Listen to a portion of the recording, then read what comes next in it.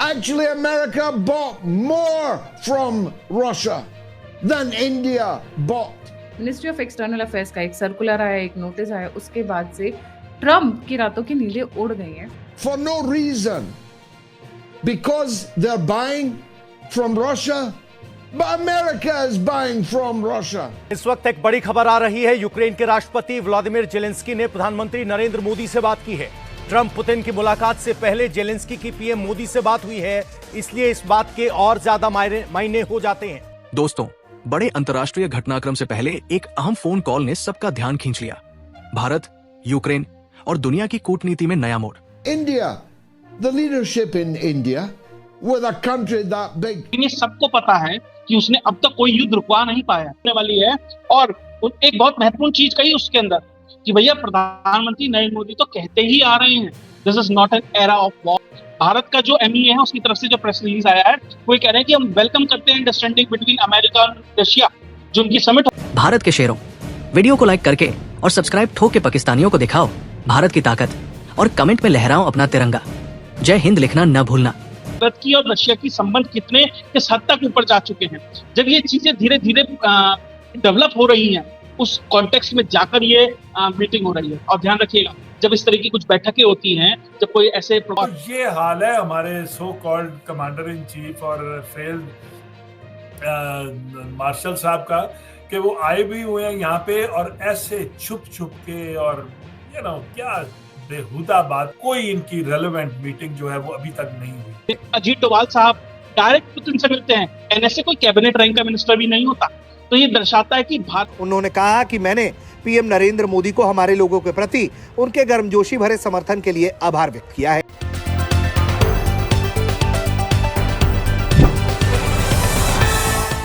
नमस्ते दोस्तों, जय हिंद। अमेरिकी राष्ट्रपति डोनाल्ड ट्रंप और रूस के राष्ट्रपति व्लादिमीर पुतिन की होने वाली मुलाकात से ठीक पहले यूक्रेन के राष्ट्रपति वोलोदिमीर जेलेंस्की ने सोमवार को प्रधानमंत्री नरेंद्र मोदी से फोन पर बातचीत की। दोनों नेताओं के बीच लंबी और गंभीर चर्चा हुई, जिसकी जानकारी खुद जेलेंस्की ने सोशल मीडिया प्लेटफॉर्म एक्स पर साझा की। प्रधानमंत्री मोदी ने लिखा कि राष्ट्रपति जेलेंस्की से बात करके और मौजूदा हालात पर उनके विचार सुनकर उन्हें खुशी हुई।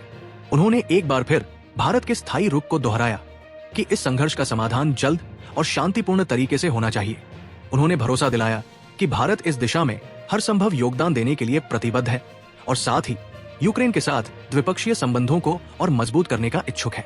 वहीं जेलेंस्की ने बताया कि उनकी प्रधानमंत्री मोदी से लंबी और सार्थक चर्चा हुई, जिसमें न केवल आपसी रिश्तों पर बल्कि पूरी वैश्विक कूटनीतिक परिस्थिति पर भी विस्तार से विचार विमर्श किया गया। मिनिस्ट्री ऑफ एक्सटर्नल अफेयर्स का एक सर्कुलर आया, एक नोटिस आया, उसके बाद से ट्रम्प की रातों की नींदें उड़ गई हैं। स्टार्ट करते हैं शिवम से। Shivam, a very warm welcome on the show, the platform is yours. जी गायत्री जी नमस्कार, सभी दर्शकों को जय श्री राम। देखिए, डोनाल्ड ट्रंप की जो सुई है या कहीं जो टेप है पिछले 4 महीने से एक ही चीज पे अटकी हुई है कि कोई मुझे नोबेल प्राइज दे दीजिए। मैंने इतने सारे युद्ध रुकवाए हैं, मैंने थाईलैंड और कंबोडिया के बीच का युद्ध रुकवाया है, मैंने भारत पाकिस्तान के बीच रुकवाया है, इजराइल ईरान के बीच रुकवाया है, लेकिन ये सबको पता है कि उसने अब तक कोई युद्ध रुकवा नहीं पाया। वो ये भी क्लेम करता था कि जब मैं आऊंगा तो 24 घंटे के अंदर अंदर यूक्रेन और रशिया का युद्ध रुकवा दूंगा। वो भी वो नहीं कर पाया, सालों साल हो चुके हैं। और बल्कि उसे इतना कॉन्फिडेंस था भारत पाकिस्तान में तो कि जब पहलगाम हुआ उसने क्रिप्टो डील कर ली पाकिस्तान से। उसे पूरा यकीन था कि भारत कुछ करेगा तो मोदी तो साडा यार सी, उसे फोन करूंगा और ये कहूंगा अरे मोदी साहब रुक जाइए। लेकिन मोदी साहब ने तो अलग ही खेल कर दिया। कहाँ कैसे किस वेंटिलेशन डक्ट से कौन सी मिसाइल डाली, ये डोनाल्ड ट्रंप को जब तक समझ आया तब तक कांड हो चुका था। अब उसका लास्ट डेस्परेट अटेम्प्ट है कि वो ये चाहता है कि भैया रशिया और यूक्रेन में कुछ हो जाए तो मेरी एक लेगेसी मेंटेन हो जाए।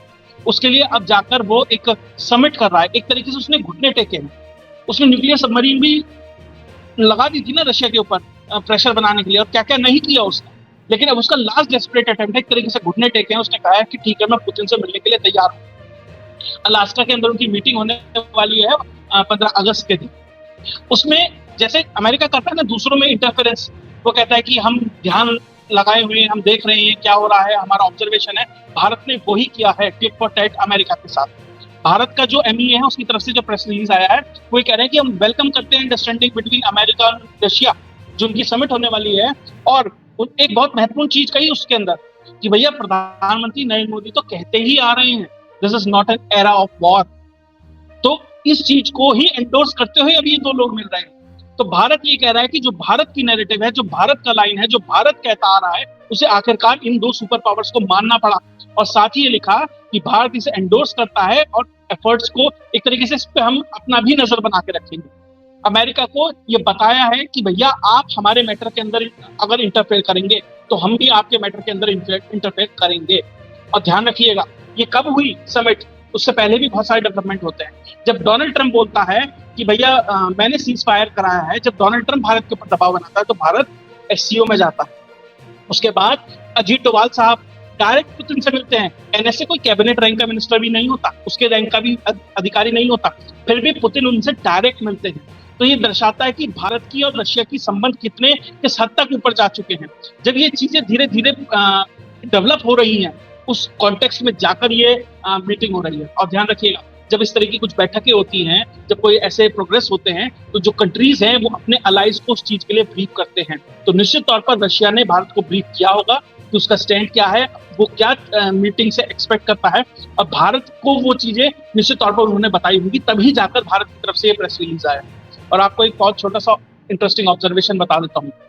उधर से ट्रंप भारत को जवाब देता है कि 50% टैरिफ, 25% टैरिफ, ये हो जाएगा, मैंने सीज फायर कर दिया, भारत को झेलना पड़ेगा।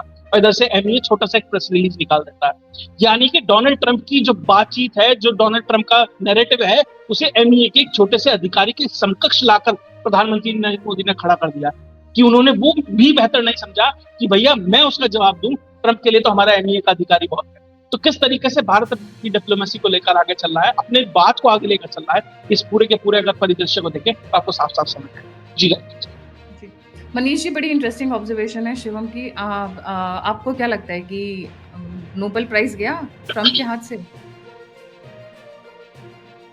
जी गायत्री जी, ये जो हम लोग इस पूरे सिचुएशन को देख रहे हैं तो उसमें एक चीज़ बहुत क्लियर है कि जब से ट्रंप का जो सेकेंड टर्म चालू हुआ है, तो ना वो कोई मागा के लिए है, ना वो किसी अमेरिकन प्राइड के लिए, कुछ नहीं है। वो ट्रंप का जो ये टेन्योर है, this is for his retirement plan. तो ये हाल है हमारे so called commander in chief और फेल्ड